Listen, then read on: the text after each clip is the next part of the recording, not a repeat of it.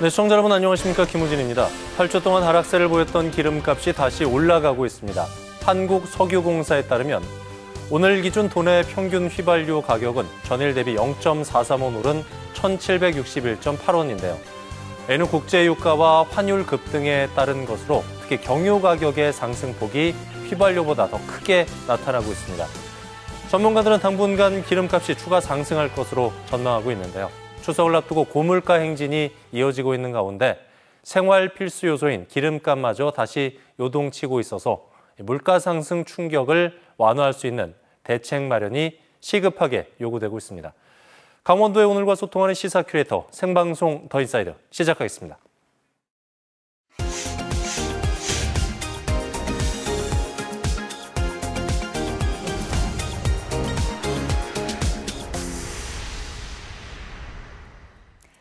오늘 하루를 뜨겁게 달군 사건, 사고부터 놓치지 말아야 할 주요 뉴스를 한눈에 정리해드리는 오늘은 뉴스캐스터 김수민입니다. 윤석열 정부 출범 이후 첫 정기국회가 오늘부터 시작됩니다. 국회는 오늘 오후 2시 개회식을 열고 100일간의 대장정에 돌입했는데요. 여소야대 상황 속에서 전국 주도권을 놓고 여야의 치열한 수싸움이 예고되고 있습니다. 특히 이번 정기국회에서는 강원특별자치도법 개정안의 통과 여부에 관심이 모아지고 있는데요. 더불어민주당 허영, 국민의힘 노형호 의원이 각각 발의한 개정안은 총리실 산하의 특별자치도 지원위원회 역할을 강화하는 내용을 담고 있어 국회의 전폭적인 지원이 필요한 상황입니다.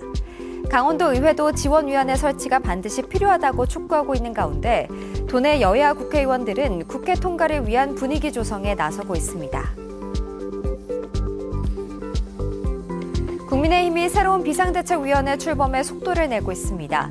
추석 연휴 하루 전인 오는 8일 새 비대위를 출범하겠다는 계획인데요. 새 비대위 출범에 반대해왔던 서병숙 전국위원회 의장이 어제 사퇴하며 속도가 붙을 전망입니다. 서 의장은 사퇴를 밝히는 기자회견에서도 비대위 체제는 법적 미비점이 있다는 입장을 거듭 밝혔는데요. 또 다른 당권주자 안철수 의원도 최고위로 돌아가는 게 맞다며 비대위 체제에 대한 반대 목소리를 높였습니다. 한편 윤석열 대통령 당선인 비서실장을 지낸 윤핵관 장제원 의원은 윤석열 정부에서 어떠한 임명직 공직도 맡지 않겠다고 밝혔는데요. 과연 국민의힘이 언제쯤 내홍을 딛고 정상화가 될 수 있을지 귀추가 주목됩니다. 50여 년 전 간첩으로 몰려 형사처분을 받은 창동호 사건의 피해자 중 한 명이 재심 끝에 무죄를 선고받았습니다. 2016년 이미 고인이 된 후 6년이 더 지나서야 누명을 벗게 된 건데요. 재판부는 피해자가 불법 구금 상태로 조사를 받아 진술을 증거로 판단할 수 없다고 밝혔습니다. 창동호 사건은 동해안 납북 귀환 어부 피해 중에서는 최초로 지난해 11월 국가의 포괄적인 잘못과 책임이 인정돼 손해배상 판결이 내려졌는데요. 이처럼 납북됐다가 돌아온 뒤 간첩으로 몰려 처벌을 받은 어민은 약 1,300여 명. 납북 귀환 어부들의 누명을 풀기 위한 진실규명 신청 기한은 오는 12월 9일까지로 넉 달이 채 남지 않았습니다. 지금까지 오늘의 뉴스캐스터 김수민이었습니다.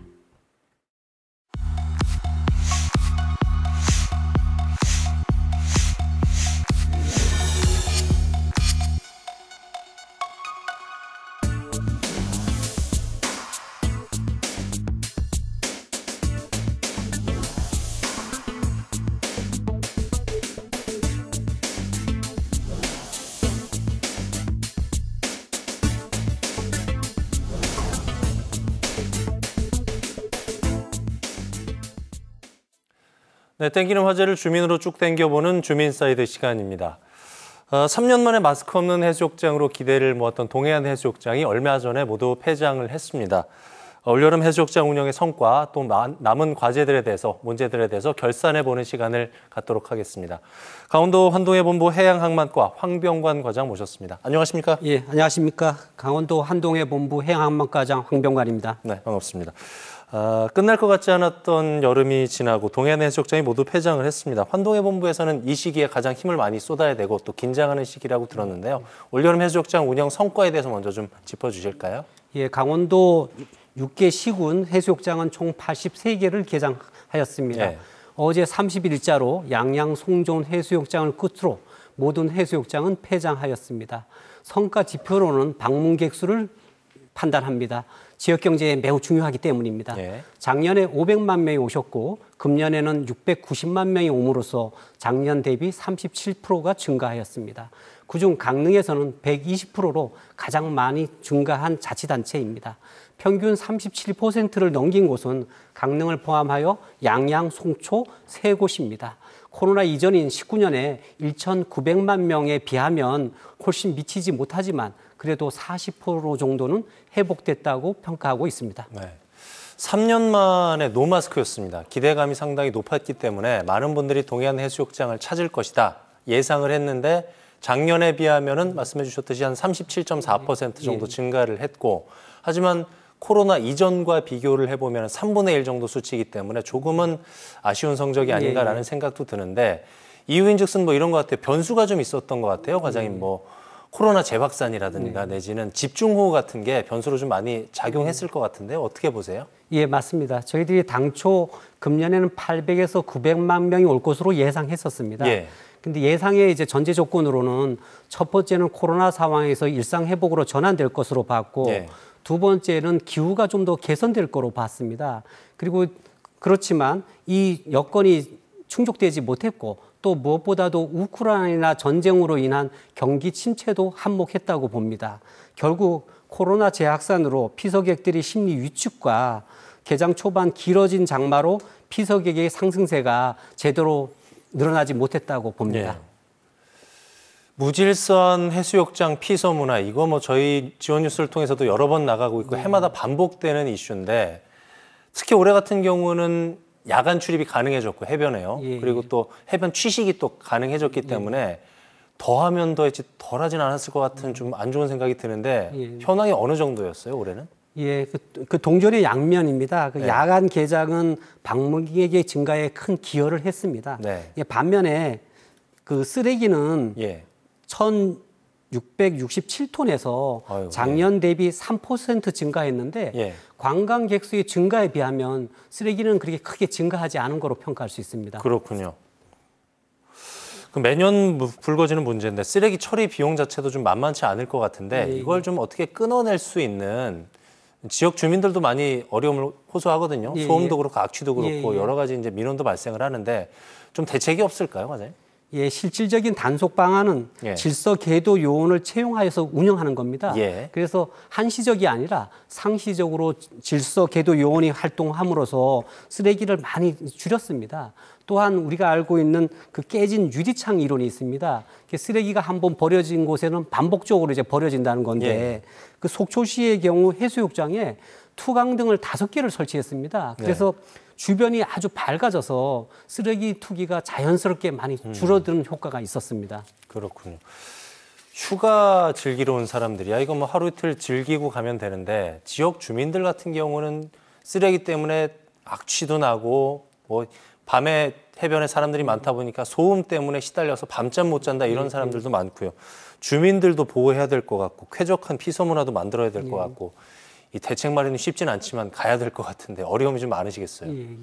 예, 그 소음 민원의 대표적인 것이 결국 예. 야간 폭죽 사용입니다. 예. 그래서 이 역시 질서 계도 요원을 배치해서 그 대표적인 사례가 이제 속초시인데 폭죽 사용이 가장 그 많은 일몰 후에 예. 늦은 새벽 시간대까지 이 요원들을 근무하게 해서 그 단속을 아주 제대로 했습니다. 그래서 효과가 컸고 또 악취는 쓰레기 문제와 가장 이제 직결됩니다. 그래서 쓰레기 처리 위탁 계획을 체결해서 아침 일찍 오전 5시에서 6시경에 수거했고 또 백사장하고 쓰레기 집화장도 수시 정비했고 또 악취가 또 그 공중 화장실에서 발생할 수 있기 때문에 공중 화장실에 전담 정비원을 채용해서 운영하게 하고 또 무엇보다도 규격 봉투 판매소를 확대 지정해서 종량제 봉투 판매를 이제 확대했습니다. 예. 야간에 해변에서 이렇게 폭죽을 많이 터뜨리는지 모르겠습니다. 옛날에 어르신들이 밤에 불장난하면 어떻게 된다고 그런 얘기를 참 많이 하셨는데도 아직도 이런 일들이 좀 많이 있군요. 모두가 즐겁고 안전한 피서 문화를 만들어야 될 텐데 지역 주민과 관광객 모두 이 양심적인 참여가 좀 절실한 부분인데 예, 예. 해수욕장 문화를 변화시키기 위한 여러 가지 노력들도 좀 있다고 들었습니다. 소개 좀 해주실까요, 과장님? 예, 그 삼척의 경우 매일 오후 5시 30분에 30분 동안 관광객과 동참하는 백사장 청소 시간을 운영하였습니다. 예. 또한 이제 한시적으로 명예환경보존 관시원을 지정해서 운영하였고, 그래서 앞으로도 주민하고 관광객들과 함께 동참하는 문화를 확산해 나가겠습니다. 그렇군요.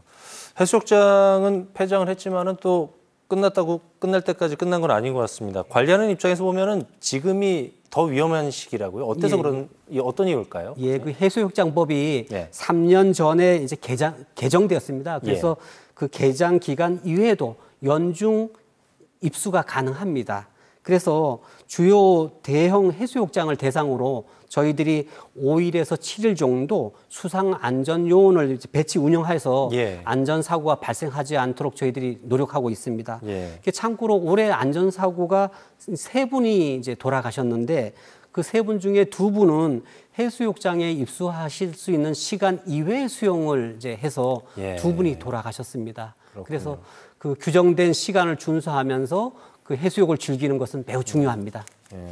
규정된 시간, 장소가 있으니까 그런 걸 꼭 지켜가면서 피서를 즐겨야 되겠네요. 동해안 해수욕장 운영이 단순하게 여름철에만 반짝했다가 사라지는 이런 의미보다도 지역을 홍보하고 또 호감도를 높일 수 있고 재방문율을 높일 수 있는 굉장히 중요한 길목이 있다는 생각도 들었는데 그런 면에서 관광객들을 뭐랄까요, 좀 끌어들일 수 있는 해양 어촌 관광의 이런 새로운 좀 재미있는 콘텐츠 이런 발굴에도 많이 힘쓰고 계실 것 같아요. 어떠세요? 예, 그래서 우리 강원도 육계시군의 그 해수욕장은 해수욕장마다 특징을 가지고 있습니다. 그래서 그 해수욕장의 특징을 이제 부각해서 차별화하고 특색 있게 운영하려고 합니다.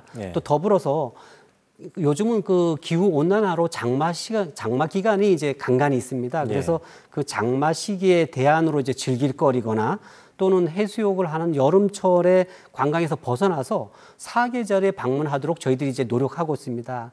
그래서 우선 해수욕장의 그 특성화의 사례로 보면 강릉 경포 해수욕장 같은 경우는 오리바이에다 다이비대를 설치했습니다. 그래서 아주 방문객의 인기를 받았고요. 그 동해는 드론 음식 배달 서비스를 이제 처음 운영했습니다. 그리고 속초는 대관람차를 이제 건설해서 운영했는데 이곳이 시의 그 랜드마크가 이제 되었습니다. 그래서 요즘 또 그 장마 시기에 그 오신 분들이 그냥 아무것도 안 하면 안 되지 않습니까? 그래서 그 대안으로 이제 즐길 거리거나 또 사계절 해수욕장을 하기 위해서 내륙 관광 자원하고 연계하도록 이제 노력하고 있습니다. 그래서 대표적으로 이제 강릉시의 그 아르떼 뮤지엄 같은 경우에 그 비가 오거나 하는 장마 시기에 비를 피할 수 있기 때문에 아르떼 뮤지엄을 이용하면 되고 또 속초시에 이제 관광객들이 많이 오고 이제 좋아하는 이유는 우천시에도 그 바로 해수욕장 인근에 속초시에 이제 전통시장이 있기 때문에 거기서 충분히 이제 대안으로 이제 즐길 수 있습니다. 그렇죠. 마찬가지로 동해시의 이제 무릉 별류천지나 삼척시의 환송굴, 대궁굴 같은 것을 잘 조합을 이룬다면 그런 테마형 사계절 이런 관광이 가능할 수 있습니다. 그러니까 안 그래도 뭐 물놀이 할 수 있는 데가 많아졌잖아요. 워터파크도 있고 뭐 계곡도 있고 많은데 해수욕장이 그런 주변 시설이라든가 연계 관광을 하게 되면은 관광객들이 좀 더 많이 오지 않을까라는 생각도 들긴 하네요. 환동해보면서 해양 환경 개선에 대한 일도 많이 하시는 걸로 알고 있거든요. 해안 침식 문제 저희 지원을 통해서도 여러 번 보도를 해드렸는데 얼마 전에 동해안 최대 해안 사고인 강릉 안인 사고도 전면 폐쇄가 됐더라고요. 동해안 해안 침식 상당히 지금 심각하게 진행이 되고 있죠. 우선 그 연안 침식의 요인은 크게 환경적인 요인하고 인위적인 요인으로 두 개로 이제 대별해 볼 수 있습니다. 그 환경적 요인은 이제 세계적으로 발생하는 기후 변화로 인한 해수면 상승과 너울성 고파랑, 태풍 등을 생각할 수 있습니다. 그 인위적인 요인은 대규모 항만이나 어항 개발이 있고 또 해안도로 개설 같은 것도 있습니다. 물론 이제 복합적인 요인으로 발생하기도 이제 합니다. 그래서 우리 도는 해마다 전문가의 용역을 통해서 도내 102개 해변의 침식 상태를 이제 조사합니다. 그러면 등급은 A 양호에서 D 등급까지 이제 나눠지고 있는데 학교로 치면 이제 낙제 수준이 이제 C하고 이제 D 등급입니다. 그래서 C는 이제 한국어 말로는 또 우려 수준이라고 하는데 우려 수준에 있는 것이 이제 40개. 그다음에 D에 해당되는 심각 수준에 있는 게 41개입니다. 그렇게 보면 낙제 수준에 해당되는 우려와 심각에 해당되는 해변이 80개가 되고 비율로 보면 이제 80%가 되는 겁니다. 예. 그래서 저희 도에서는 이런 실태 조사를 통해서 해수부의 국비 지원을 한 푼이라도 더 받으려고 저희들이 이제 애를 쓰고 있습니다. 그렇군요. 구체적으로 이제 해양수산부에서는 2000년부터 이제 2020년까지 25개의 연안 침식을 이제 복원을 했습니다. 네.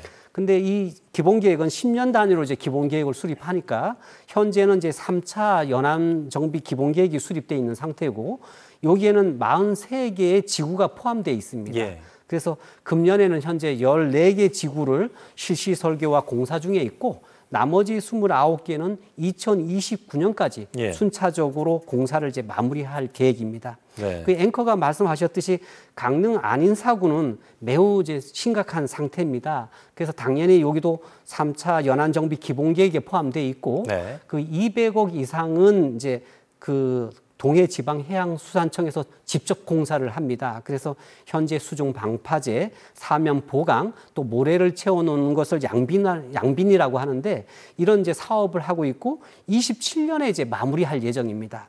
근데 무엇보다도 해수부는 기존에 해왔던 연안 침식의 복원에 이제 한계가 있다고 인식을 해서 예. 최근에는 그 연안 지역 인근을 전부 토지를 매수해서 그 완충구역으로 이제 확보하려고 합니다. 그렇군요. 그래서 저희 도에서는 이런 그 사업에 포함될 수 있도록 저희들이 더 적극 노력하려고 하고 또 특히 우리 도는 이제 강릉시 5개 지역에 연안 침식 요인을 과학적으로 분석할 수 있는 연안 항만 방제 연구센터를 유치하려고 저희들이 최대한 경주하고 있습니다. 네. 자, 분위기 좀 바꿔볼까요? OX 퀴즈를 저희가 준비했습니다. 앞에 OX가 그려진 편말을 놨는데요. 과장님의 생각과 바람을 퀴즈를 통해서 한번 알아보도록 하겠습니다. 질문과 답변이 다 이어진 다음에 부연 설명은 추후에 듣도록 하겠습니다. 예, 예. 준비되셨습니까? 예, 예. 네. OX 퀴즈 시작하도록 하겠습니다. 첫 번째 질문입니다. 해변 개장, 폐장일이 다 다른 이유는 날씨 때문이다. 들어주실까요? O를 들어주셨고요. 두 번째 질문입니다. 올여름 해수욕장 주변 소상공인들 먹고 살만 했다. X를 들어주셨고요. 여전히 어렵고. 세 번째 질문입니다. 더 이상 동해안에 바가지 요금은 없다. 아, 나를 세워주셨어요. 세모로 받아들이도록 하겠습니다. 네 번째, 관계기관과 긴밀한 협조체계. 솔직히 좀 부족하다. 아니다. 네, 협조체가 충분하다고 말씀하셨고요. 마지막 질문입니다. 해양 관광 서비스 내년에는 2배로 확대하겠다. 자신감 있게 오를 들어주셨습니다. 5개 질문 중에서 한 2가지 정도 부연 설명이 필요한 게 있을 것 같은데 첫 번째, 그러니까 해변마다 이렇게 보면은 폐장일이 다른 게 예, 예. 날씨 때문에 그런 거군요. 예, 개장일도 다르기 때문에 예, 예. 그 연계돼서 폐장일도 이제 다르게 됩니다. 예컨대 고성 같은 경우는 개장일도 늦고 예. 폐장일도 늦어지는 겁니다. 그렇군요. 그런 이유에서 좀 이렇게 해수욕장마다 일찍 개장하는 해변도 있고 늦게 개장하는 해변도 있고 예. 저는 이제 국토가 작기 때문에 예, 예. 그렇게 크게 날씨에 지장을 받지 않을 거라고 생각을 했었는데 날씨 때문에 그런 거군요. 더 이상 동해안에 바가지 요금은 없다에 세모를 들어주셨어요. 예, 예. 어떤 의미일까요? 그 시민과 지자체가 이제 노력은 하고 있지만 또 아무래도 그 1년의 해수욕장 때 벌어들이는 소득이 이제 연 소득을 이제 좌우하기도 합니다. 그래서 완전히 없다라고 말하기는 조금 어려운 것 같습니다. 그렇지만 그 시민과 지자체의 공동 노력으로 작년보다는 훨씬 개선됐다고 단언적으로 말씀드릴 수 있습니다. 네. 저도 뭐 동해안 해수욕장 자주 찾지만은 예전하고 비교해서는 현격하게 줄어든 것만은 또 사실인 것 같습니다. 예. 이런 문화들을 계속 이어가야 되겠죠. 바가지 요금이 없는 해수욕장을 계속해서 만들어 가야 될 것 같습니다. 자, 올여름 해수욕장 운영해 나가면서 좋았던 점, 또 부족한 점 모두 잘 살펴보셨을 텐데요. 올해 해수욕장 운영이 남긴 과제랄까요? 내년에는 이런 부분은 좀 적극적으로 반영을 하고 싶다라는 내용과 함께 마지막으로 과장님께서 생각하시는 해변 운영, 해수욕장 운영의 계획, 바람에 대해서 정리 말씀을 좀 듣도록 하겠습니다.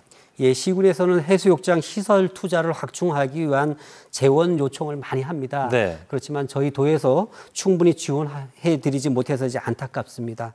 하지만 앞으로는 장애인, 노인, 어린이 등 사회적 약자를 배려한 열린 해변 관광지를 조성하고 싶습니다. 그래서 이런 열린 관광지 조성을 위해서 백사장 데크 시설, 다중 이용 시설의 경사로를 통한 접근성 확대, 또 백사장용 휠체어 추가 배치, 또 연중 대여 서비스 실시, 또 청각 장애인용 수화 깃발 설치, 또 노인과 어린이를 위한 백사장 내에 해수풀 설치 등을 확대하겠습니다. 네. 뭐 관광객 수도 있고 여러 가지 이제 경제적인 파급 효과 분석이 필요하긴 하겠지만 마스크 없이 동해안 해수욕장을 올해 찾을 수 있었던 것, 저는 여기에 큰 의미를 두고 싶은데 좀 아쉬운 부분들이 있었지만은 이런 부분들을 좀 보완을 해서 내년에는 더 많은 사람들이 동해안 해수욕장 맑은 물을 좀 경험했으면 좋겠다는 생각이 듭니다. 지금까지 강원도 환동해본부 해양항만과 황병관 과장과 얘기 나눠봤습니다. 오늘 말씀 고맙습니다. 예, 고맙습니다.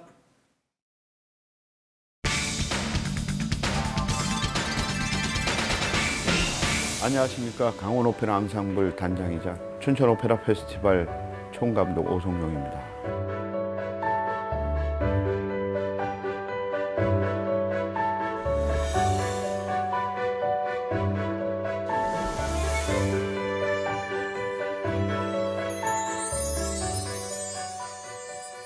네, 굉장히 해피하면서도 무척 힘들었습니다. 춘천의 그 호숫가의 그 오페라와 그 공연장이 정말 우리나라 최고의 공연장이었고, 우리 강원도에서 개최되는 동계올림픽과 이 페스티벌을 동시에 같이 우리가 홍보하고 알릴 수 있는 계기가 돼서 이 지역의 예술인으로서 굉장히 큰 자부심과 굉장히 고맙게 생각을 합니다.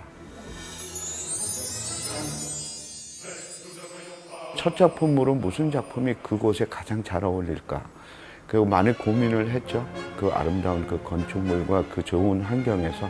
그래서 저희는 카르멘을 선정하게 됐고, 그 내용 스토리가 거기엔 사랑과 그다음 질투와 배신과 뭐 여러 가지 다 담겨 있는 그 여자 주인공인 카르멘의 역이 너무 중요하기 때문에 저희가 그 배역을 저희가 선정하는데도 굉장히 힘을 다했습니다.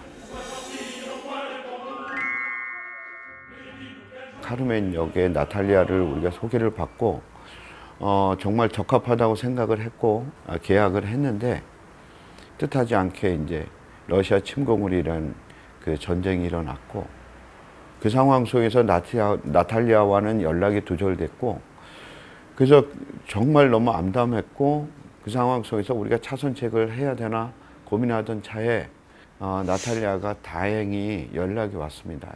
SNS로. 체코 프라하로다가 난민으로 나왔다는 연락을 받고, 그 다음부터 우리가 한 달 반 동안 그녀를 우리가 데리고 오는데 온 힘을 다했죠. 정말 그녀가 인천공항에 도착했을 때는 정말 감개무량했습니다.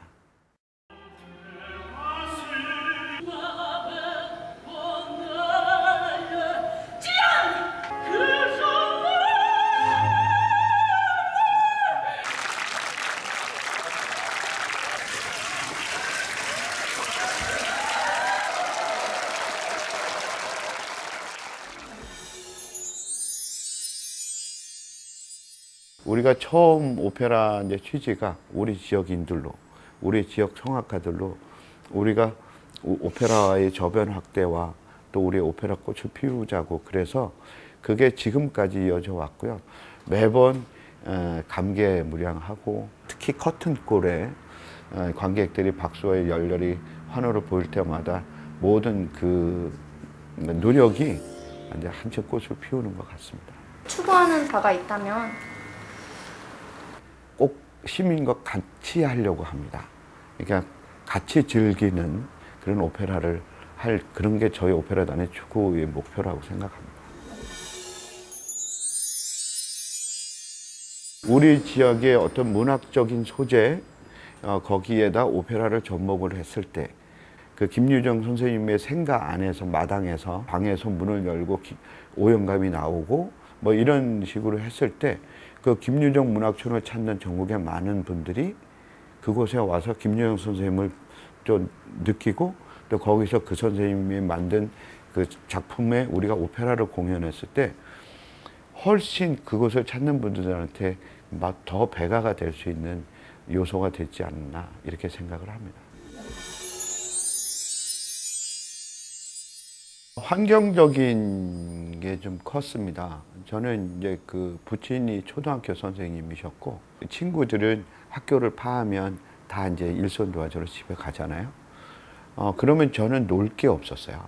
우연찮게 제가 원래 노래는 좀 좋아해서 이제 제가 풍금을 치면서 호기심을 갖고 노래를 계속 부르게 돼서 오히려 노래를 좋아하게 됐고, 그러면서 나는 노래를 하는 사람이 돼야 되겠구나, 이런 꿈을 꿨습니다. 오성룡에게 오페라란? 제가 만든 요리라고 생각합니다. 저희가 만든 요리. 저희가 열심히 준비한 그 요리를 이제 관객들이 와서 그거를 드시고 최고의 맛집으로 이렇게 느꼈으면 좋겠습니다. 제가 평생을 걸어온 그 오페라를 사람들한테 많이 알리고 싶어요. 내용에 충실하게 관객들로부터 정말 재밌고 아주 정말 퀄리티 있고 저희는 그렇게 만들고 싶습니다.